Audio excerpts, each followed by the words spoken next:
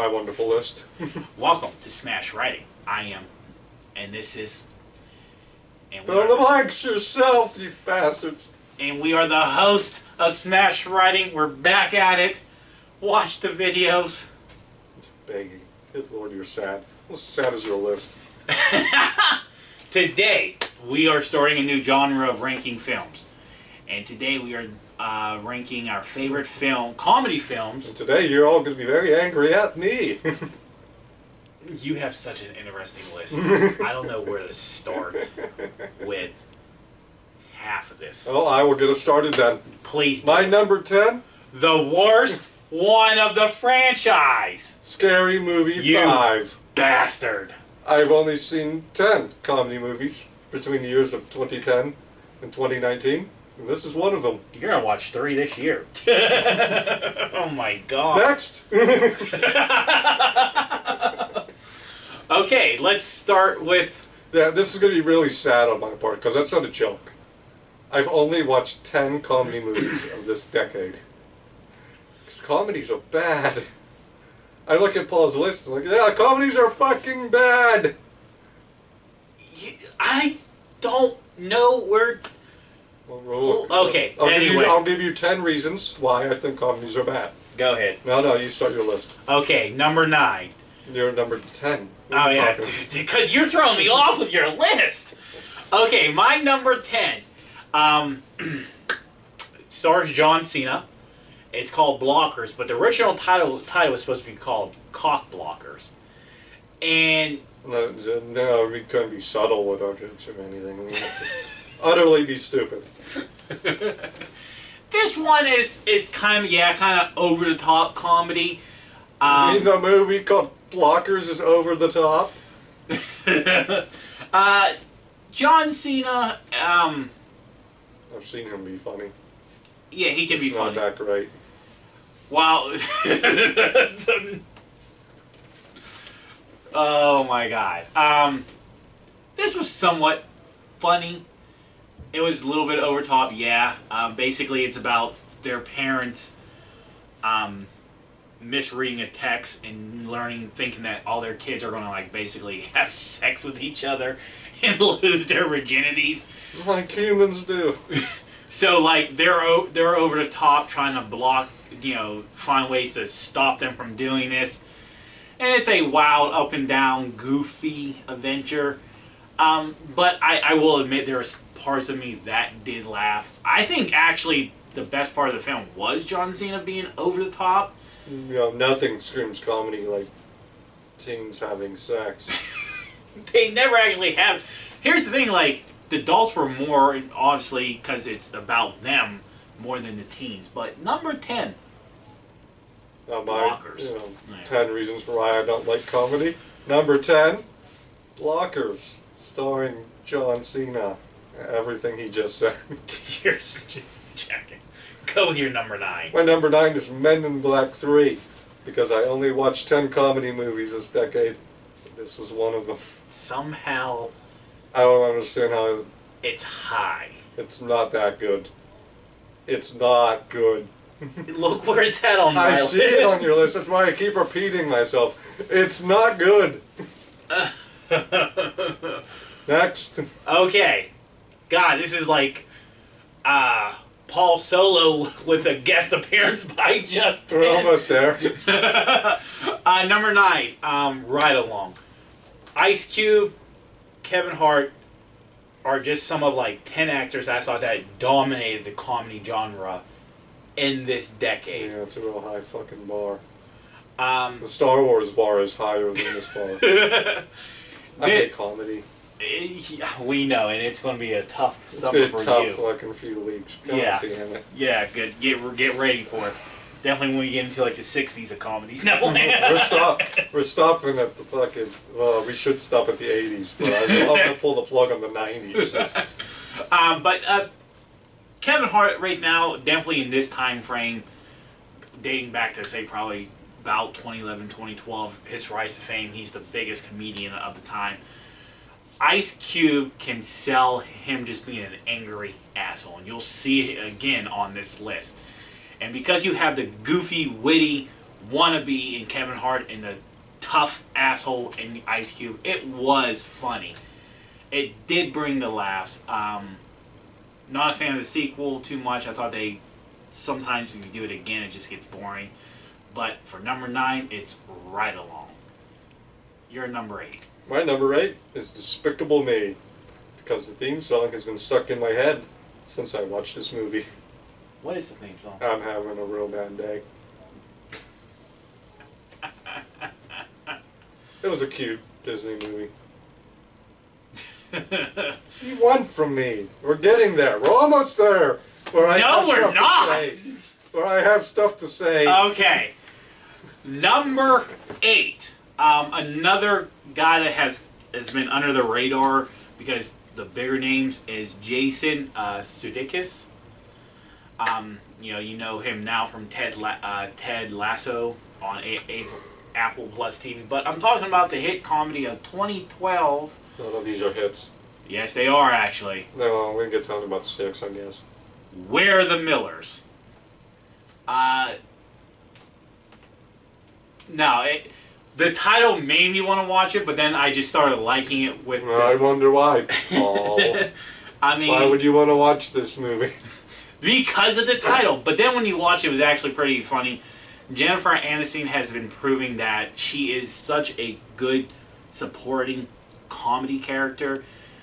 She goes from being a stripper to the good housewife, and they start to bond over this road trip by going down to Mexico, and he's getting told to get a smidge a pot, and it ends up being like 2 tons a pot, and they have to make their way back through.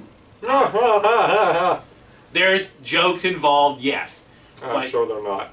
But number 8, they're not. We're the Millers. Number 7. Deadpool. Deadpool is a funny movie. Look, we're here. But that's about all I have to say. It was a kind of a leap down from Deadpool 1. I mean, once you hit the top, it's only. It actually makes me laugh, though. So here it is at number 7. You are such a monotone in this. My God, this is going to be tough sitting next to you when we do the next decade of this. Oh my God. It gets better in the 90s.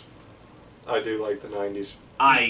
Well, that's like such a far away. We still have a decade before. We got a long way to go. Oh my God, this is going to be a brutal summer. Do you want to add any more to that? Jesus, Justin. Not really.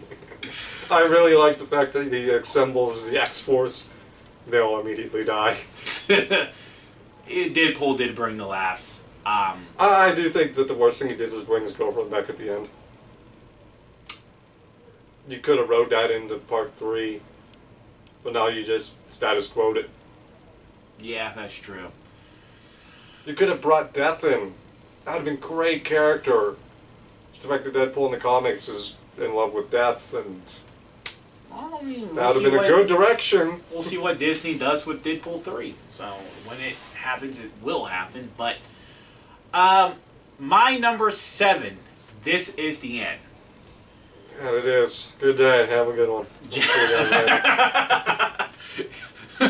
Are you gonna crack a joke with every movie title? I should. I mean, okay. It'll be a better joke than the fucking movie. Okay, this is the end. Jonah Hill, James Franco, Seth Rogen, and Danny McBride. A real murderer's row right there. God damn it. I wouldn't call it a murderer's row. Adam Sandler and the Rat Pack right there. I mean, it's a modern day Rat Pack as they do a lot of films together. They're all bad. Just as bad as Sandler and his group. This one, I think Danny was the funniest.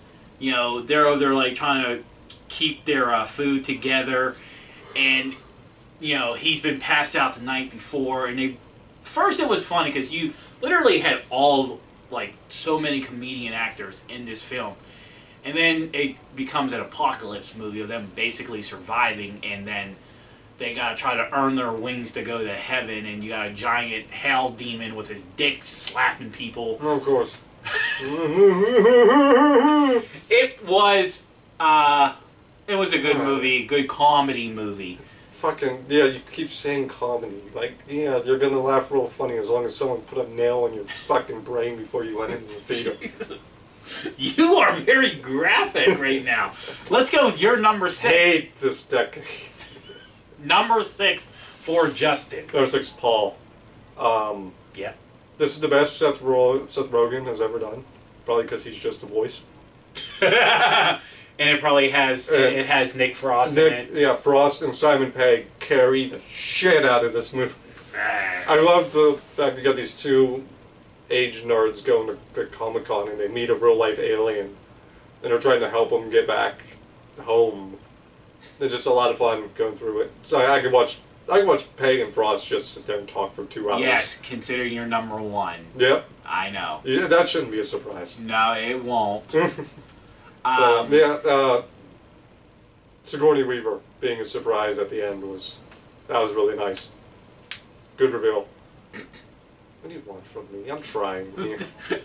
This is Summer of Hell at Smash Writing. My number 6 is The Other Guys. Once again, another... I'd rather write less porn of Johnny Tang's on best comedy. I'd do it too. I'd be scientific, pull out the glasses and critique the moves. What? The position wasn't... She was a little off on her elbow, so they were a little off. Alright, number 6, The Other Guys. Funnier than anything on his goddamn list. One of the things that make Will Ferrell funny is the other people that are in his films. I kid you not. Just Will's not funny. Mark Wahlberg can act and be funny in and of the above. That's what he is in The Other Guys, and he carried it. I know it. Being a comedy. This was the time glad of Will. Will really went down at this point. Yeah, believe it or not, there's only one Will Ferrell movie that he's the lead actor without a true supporting cast that's hilarious. That's about it. But with Mark Wahlberg, then you had Samuel L. Jackson and The Rock. Probably only about 20 minutes of the film, but in those 20 minutes, they were hilarious. One of the best movie lines I will ever remember is Samuel L. Jackson going, "If I want you to talk, I'll stick my hand up your ass and control your mouth like a puppet." Justin doesn't find that funny. But it was. Number 6, The Other Guys. Let's go to Justin's number 5. My number 5 is Piranha 3D. What's that? I don't believe that it should be on this list. But I needed a 10th one. You needed a 10th. And it's still even better. Even believing it shouldn't be here, it's still better than the last 5. I'll watch people get eaten by piranhas for fun. That's great. So we know how to describe Justin. Okay. Well, I mean, you're going to see my humor at number 2. Yeah. My number 5 is Hangover 2. The first Hangover film was a big hit of the previous decade. It was going to be hard to try to raise it. I don't think they did that in this film, but they did bring enough laughs to keep it just a notch below Hangover, the first film. You brought the crew back.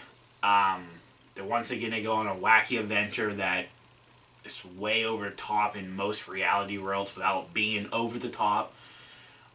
Guy loses his finger. He still gets married. He still has, trauma from the first film of what happened. He's not married to the stripper. All these things they sum up in this film. I think probably one of the best parts of the film is Bradley Cooper.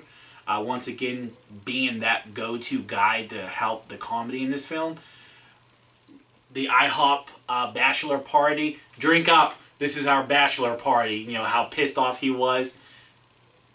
It was funny. Number 5, Hangover 2. Let's go with Justin's number 4. My number 4 is Red. Get pumped up, Justin! Yeah! We're in the phase where I really like these movies. Bruce Willis is hysterical in this movie with the retired CIA agents who are too dangerous to be put down, but they're too old to keep going. So you see them just being paid off to live at home. And was there bored. 3 films or just 2? I think it was just 2. Okay.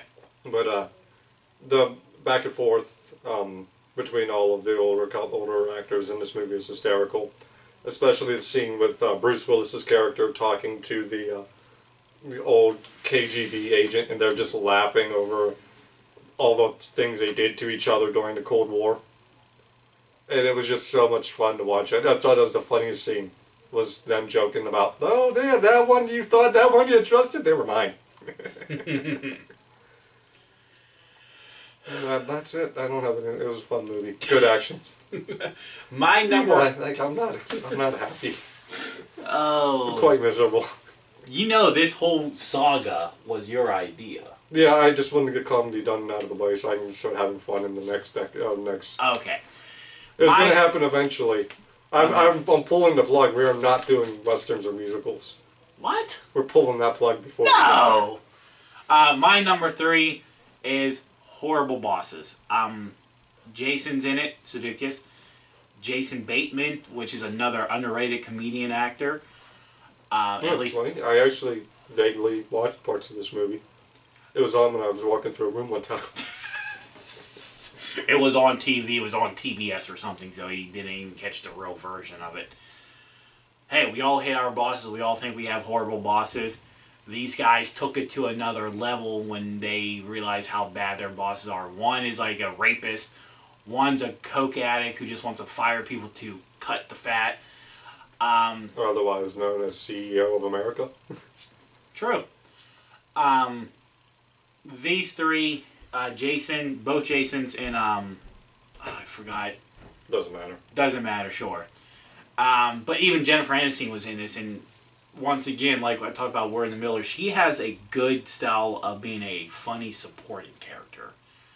And once again, she was actually the rapist that was always trying to have sex with her worker.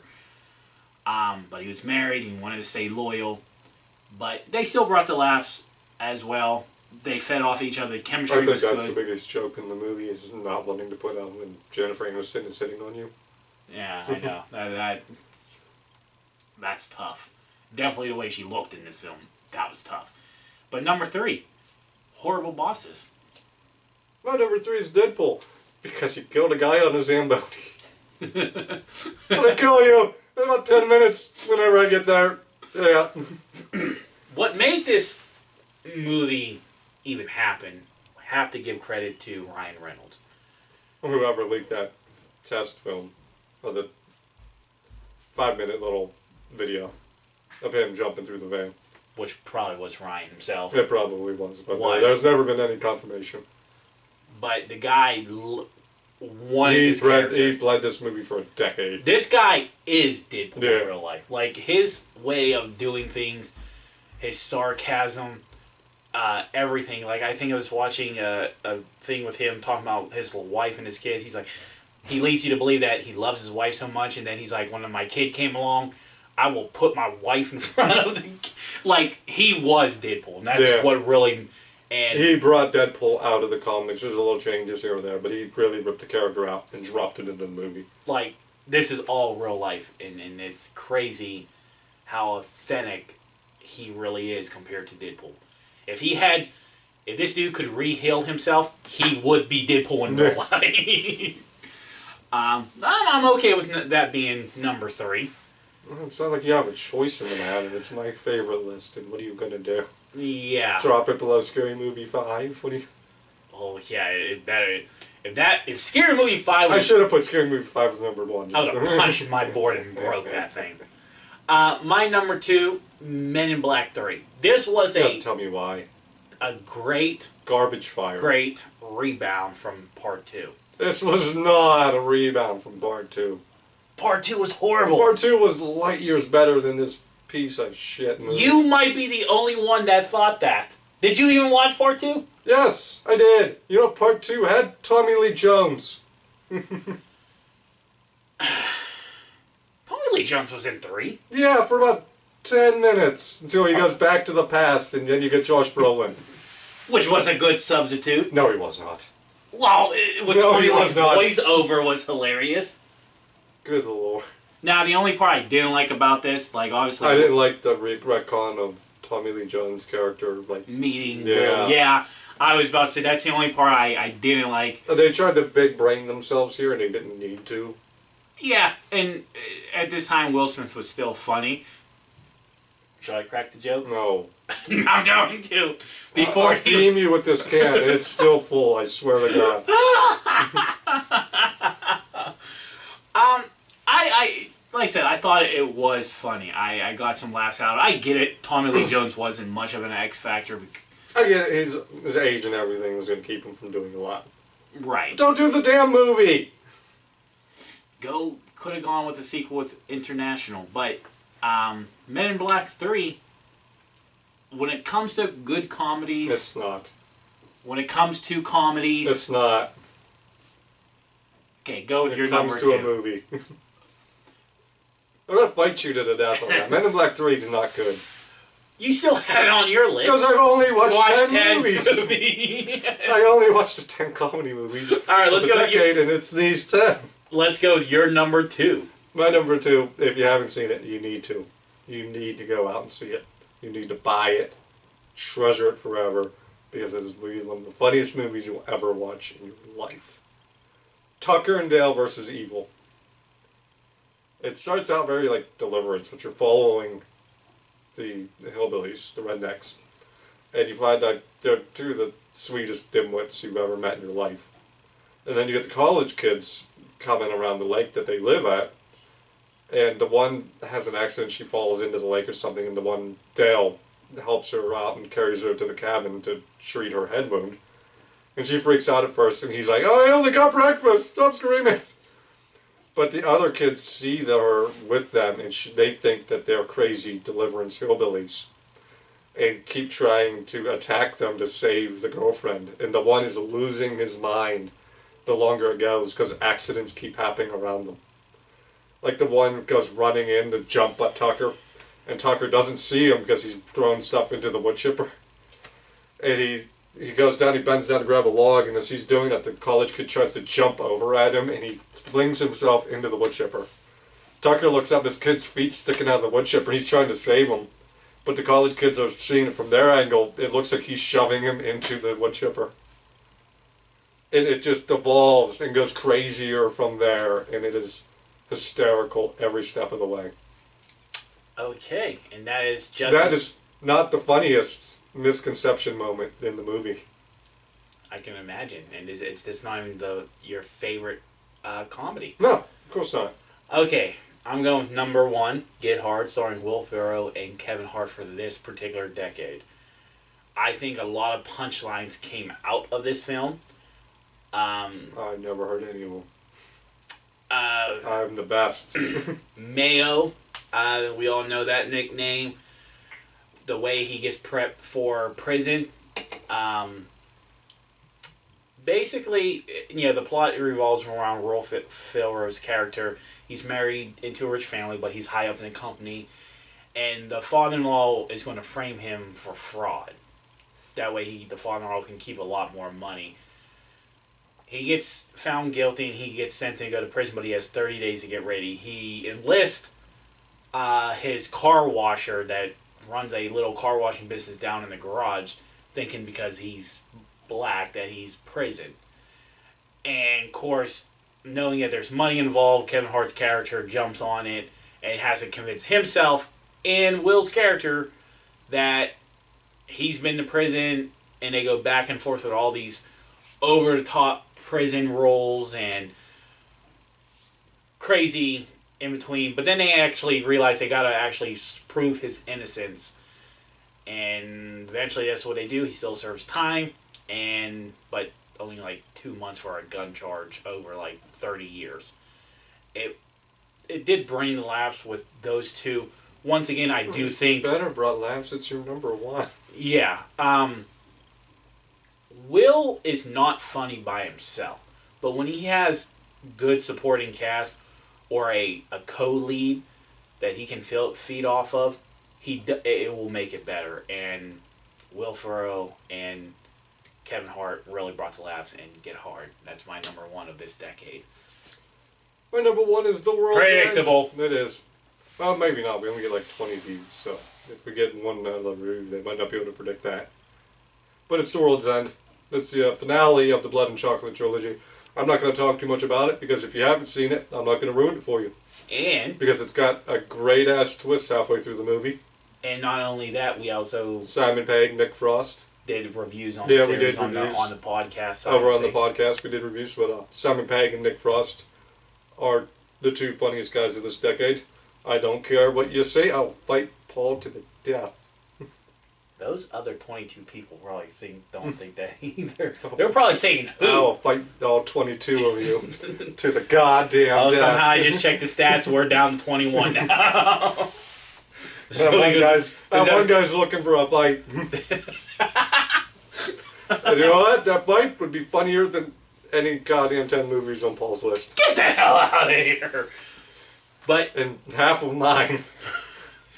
Scary Movie 5 was not a good movie. no, it was not. I'm surprised you've seen it. It's something like, I have to do it, like that little itch in the back of my brain when you grow up watching a movie series like Scary Movie. So it's like Scary Movie 5, it's like, fuck!